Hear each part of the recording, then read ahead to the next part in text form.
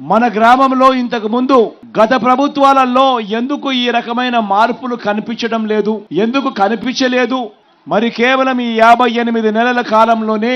మీ బిడ్డ ప్రభుత్వంలో ఈ 2 సచివాలయాల పరిధికి సంబంధించిన ఈ గ్రామాలలో ఎందుకు ఈ మాదిరిగా ఇంత గొప్పగా మార్పు కనిపిస్తా ఉంది అన్నది మీలో ఉన్న ప్రతి ఒక్కరూ కూడా ఆలోచన చేయమని కోరుతా ఉన్నా. ఈరోజు ఆశ్చర్యం కలిగించే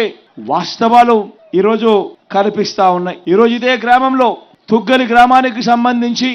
రాటన గ్రామానికి సంబంధించిన సచివాలయాల పరిధిలో ఒకసారి చూస్తే దాదాపుగా 10,000 జనాభా ఉన్న ఈ 2 సచివాలయాల పరిధులకు సంబంధించి ఒకసారి గమనించినట్టయితే ఈ తుగ్గలి గ్రామానికి సంబంధించిన ఈ సచివాలయ పరిధిలో మొత్తంగా 1748 ఇళ్లున్నాయి. ఈ మొత్తంగా 1748 ఇళ్లున్న ఈ సచివాలయ పరిధిలో ఏకంగా మీ బిడ్డ పాలనలో నేరుగా మీ బిడ్డ బటన్ నొక్కడం, నేరుగా నా అక్క చెల్లెమ్మల కుటుంబాల ఖాతాల్లోకి నేరుగా డబ్బులు వెళ్ళిపోవడం, ఎక్కడా కూడా లంచాలు అడిగే వాళ్ళు లేరు, ఎక్కడా కూడా వివక్షకు చోటు లేకుండా, కులం చూడకుండా, మతం చూడకుండా, ప్రాంతం చూడకుండా,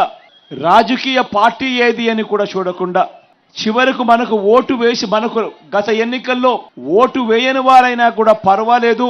వాళ్ళకైనా కూడా అర్హత ఉంది, వాళ్ళు కూడా ఖచ్చితంగా దొరకాలి, ఖచ్చితంగా జరగాలి అని మంచి చేసిన ప్రభుత్వం మన ప్రభుత్వం, మీ బిడ్డ ప్రభుత్వం. ఈ తుగ్గలి గ్రామానికి సంబంధించి 1748 ఈ సచివాలయం పరిధిలో ఇందులో